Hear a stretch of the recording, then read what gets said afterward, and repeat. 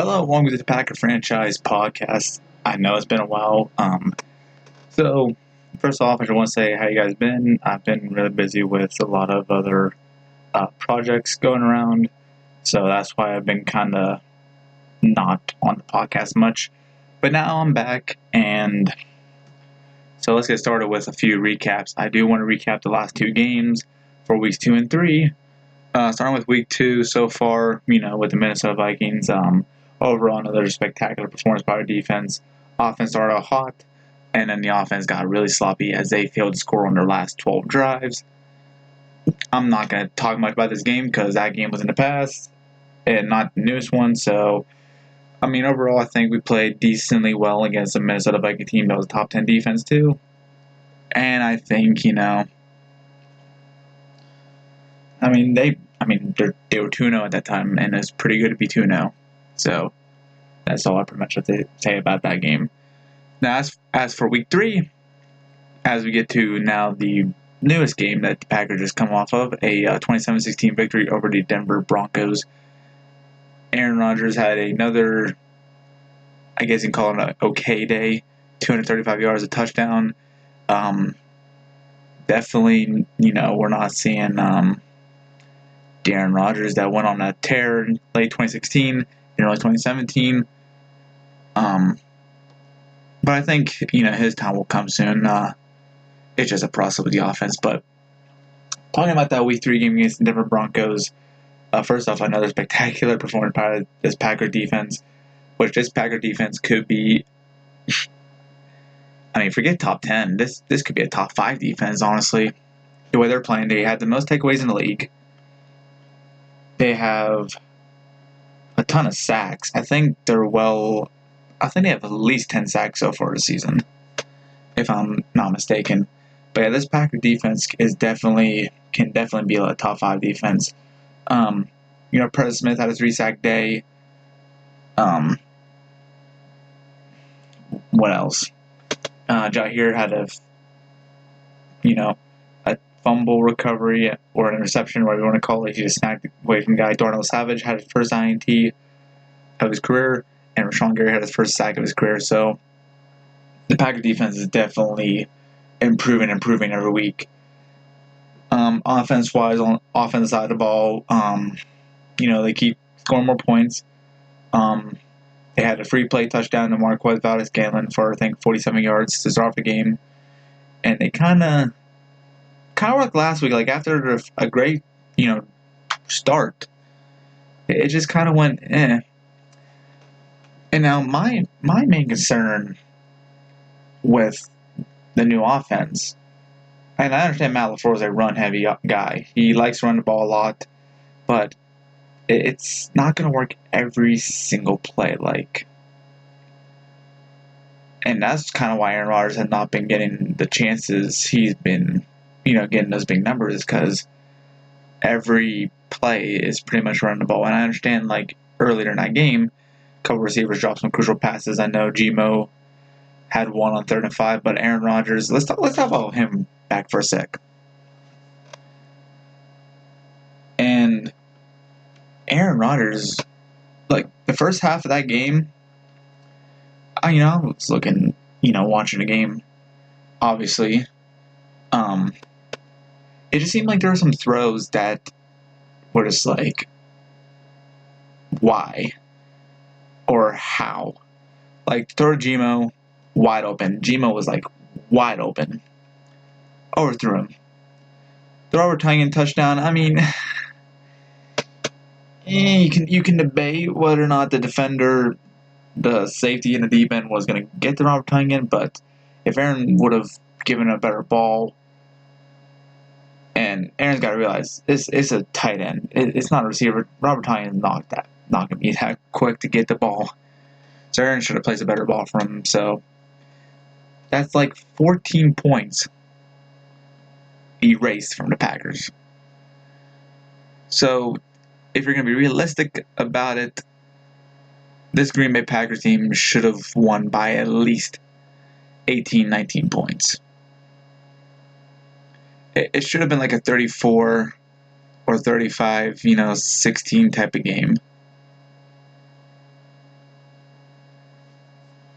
But Aaron Rodgers, he's got to start throwing better balls. And I said this earlier in the season after the week 2. Well, actually, I said this like last week. Not in the podcast, but like I was talking in a group chat with, Limb Leapers, All Day Packers, and all them guys. Shout out to them. And off topic, shout out to them for starting their own podcast page called, I believe it's Today in Titletown. And they did a fantastic job with it. Lambeau Leapers, All Day Packers, Packer Post, they're definitely a great crew, and they definitely know, a good bit about Packers football. So go subscribe to them. Check them out. They're a really good, page and a really good podcast, and hopefully I'll collab with them very soon in the future. But back to the topic of discussion, this offense has got to start getting ready. They got to start getting their rhythm soon because we have Philadelphia, which I will say that in a week 4 preview very shortly. All this will be in the same video. And also week 5 at Dallas, which that game is going to be huge. I know it's week 5, I know it's week 4 too, but those 2 games are very crucial. So this offense needs to score quick.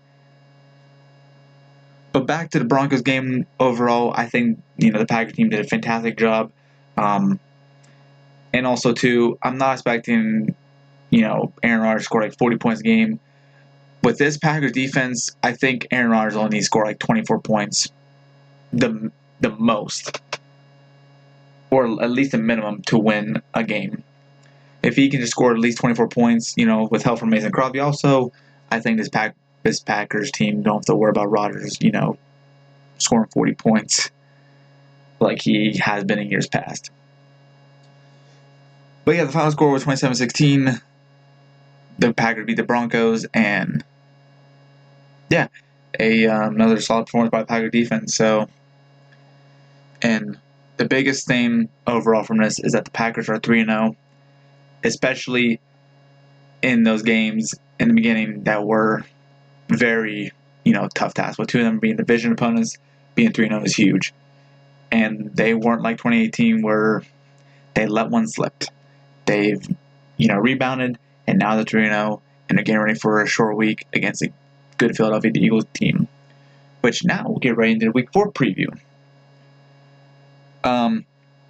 Like I said, short week, taking on the Philadelphia Eagles at Lambeau, which helps. I did a game preview earlier today. I said this Packer defense might struggle a little bit because, and I know Sean Jackson and Alshon Jeffrey might get hurt, but look at the quarterbacks the Packer defense faced. And I mean, I'm not saying trying to give up so much yards. No, I'm not saying that. I'm just saying look at the quarterbacks they faced. Joe Flacco hasn't really done much since that 2012 run in the playoffs. Kirk Cousins hasn't done much either, and Mitchell Trubisky. Now they're taking on Carson Wentz, who should have a MVP award back in 2017. And honestly, back in it earlier, I thought Carson Wentz was almost resembling Aaron Rodgers. Can escape the pocket very well, strong arm. Can read defense very good. So this is going to be the toughest quarterback they're going to face till they face Patrick Mahomes. And yes, Cowboy fans, Carson Wentz is better than Dak Prescott. He's way better than Dak Prescott. But yeah, tough game for Green Bay. First off, just thankfully it's at Lambeau. The biggest key to this game is honestly going to come down to Aaron Rodgers. It's gonna. And I say that because, give me one second. And I say that because if Aaron Rodgers continues, which I think he'll improve, honestly. I mean, it's a new scheme, and also he does say, I got to get better. In which, he still got it. People were saying, this is Aaron Rodgers declining. I wouldn't say that. I mean, last year he's had 3 games where he threw for 400 yards. So I don't see any declining. I think it just takes a time consuming. It's a new playbook. It's like moving into, going from high school to college. You might not do well in your first month because you're getting used to college life now, but, that's just what it is. But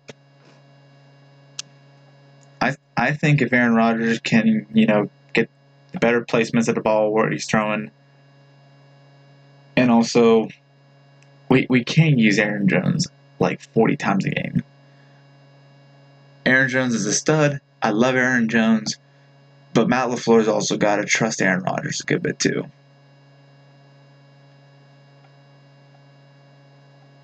So I feel like it's going to come down to the offense against that Philadelphia Eagles defense.